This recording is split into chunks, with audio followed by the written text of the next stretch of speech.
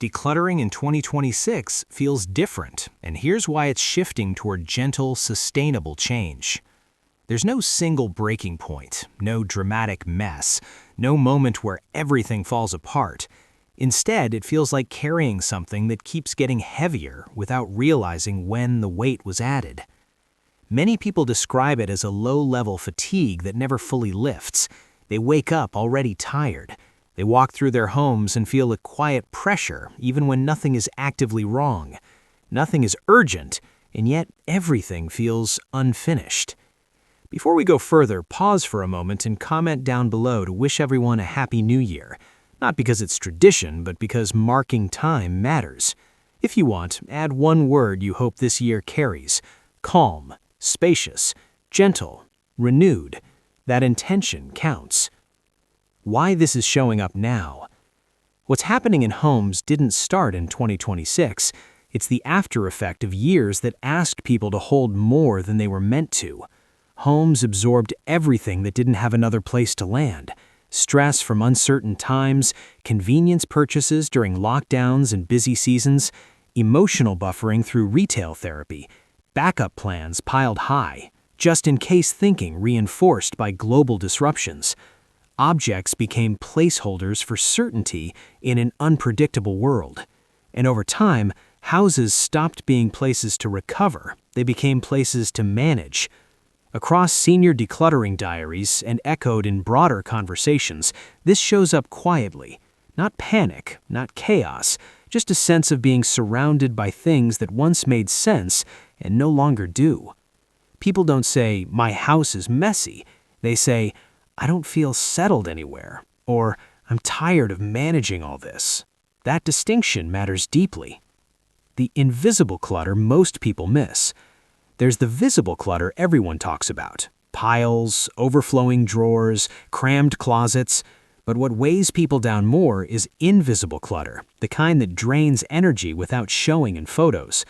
The mental list of things to deal with someday: fix, donate, organize. The guilt attached to unused items, especially gifts or heirlooms. The background noise of decisions postponed indefinitely. The feeling that nothing is ever fully finished or resolved. The constant mental reminders of just-in-case backups. This kind of clutter creates a persistent low-level stress, fragmenting focus and amplifying fatigue. It's why even a tidy room can feel exhausting. If you felt that constant low-level pressure, like your brain is always scanning for unfinished tasks, comment down below. Not for the algorithm, for the people reading who think they're the only ones carrying it. Why motivation no longer carries people through decluttering. Motivation used to carry people through decluttering. Set a big goal, clear a weekend, push through with sheer willpower. That model collapses when energy is chronically limited, from years of high stress, health changes, or simply aging. What we're seeing now is that motivation isn't missing, it's misapplied. People care deeply about their homes and peace of mind. They just don't have surplus fuel anymore. And when advice ignores that reality, the just power through approach, it doesn't inspire, it alienates and adds guilt. This is why so many feel like traditional decluttering advice stopped working for them, even though it once did. They didn't fail the method expired for this season of life.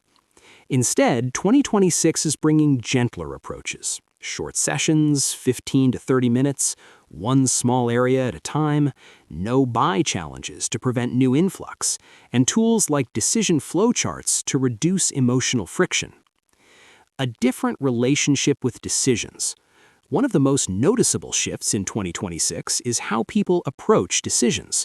Not faster or stricter necessarily, cleaner, quieter, less explaining to others or themselves, less negotiating, less emotional labor spent justifying choices. Objects are being evaluated on a simpler, quieter question. Does this still earn the energy it asks from me? Does it support my daily life now or drain it? That question alone changes everything. No endless debate, no heavy moral judgment, just practical honesty aligned with current realities. Guilt as a signal, not a stop sign. Guilt shows up often during decluttering, especially for older adults who've lived responsibly, saving wisely, avoiding waste, not because they're wasteful, because they're thoughtful and carry memories and objects. But guilt doesn't mean stop forever. It means pause and notice gently. Often, guilt is the moment the brain realizes a pattern. I've been buying or keeping to solve things that weren't actually problems, or to prepare for uncertainties that never came. That realization can sting briefly, then it frees. People who let that feeling pass often report something unexpected. They stop wanting to buy replacements or accumulate more backups, not because of rigid discipline, because clarity arrived and the urge faded naturally. Why space feels emotional now? Clear space didn't used to feel so profoundly emotional. Now it does, often bringing unexpected tears or relief. That's because space represents possibility without obligation. A clear counter doesn't demand anything. An empty drawer doesn't whisper constant reminders. An open shelf or room lets the body and nervous system finally relax, a signal many haven't felt consistently in years. When it finally does arrive, there's often a moment of grief, not for the things gone, but for how long peace was postponed amid the mental and physical load. That reaction is normal and healthy. It means the space is working, restoring calm to both home and mind. Slow confidence versus fast results. The biggest change people notice in 2026 isn't dramatic speed or perfection. It's confidence, built slowly but holding longer. Each small decision that doesn't backfire becomes quiet proof. Each item not missed becomes gentle reassurance. Each calmer corner or room becomes tangible evidence that less truly supports more peace. This is how decluttering stops feeling fragile or reversible. Not because everything is suddenly perfect, but because trust in your own choices returns, layer by layer. When certain areas stay hard longer than others, and that's expected. Personal care items, multiples gathered over time. Sentimental belongings, photos, letters, heirlooms. Identity-linked objects, hobbies from past seasons, clothing from different life chapters. These don't respond well to pure logic or pressure. They respond to timing, patience, and sometimes distance. Nothing is wrong if those areas move last or in small steps. They often do, especially for seniors honoring a full life story. Gentle timing here invites clarity. Force delays it. Practical tip?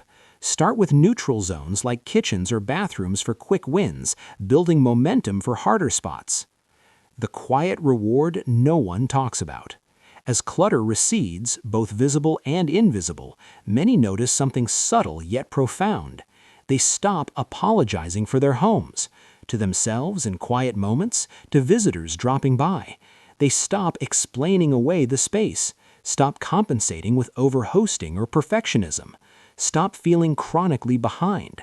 That internal dignity and ease matters more than any perfectly organized drawer. This isn't about becoming extreme minimalist. It isn't about catching up to trends. It isn't about fixing yourself. It's about creating conditions where rest, focus, and joy are possible again without constant management. A home that supports recovery, not adds to fatigue. If this perspective feels grounding and hopeful, comment down below with peace over stuff. It helps this reach others standing quietly at the same threshold, ready for gentler change in 2026. And if you want to continue this way, slowly, realistically, with compassion, subscribe to Senior Decluttering Diaries and turn on the notification bell. Not for pressure, for steady company and practical encouragement. There's too much life left to spend it managing things that no longer matter or carrying invisible weights alone. Happy New Year! May 2026 bring you spaciousness, clarity, and the quiet confidence of a home that finally feels like recovery.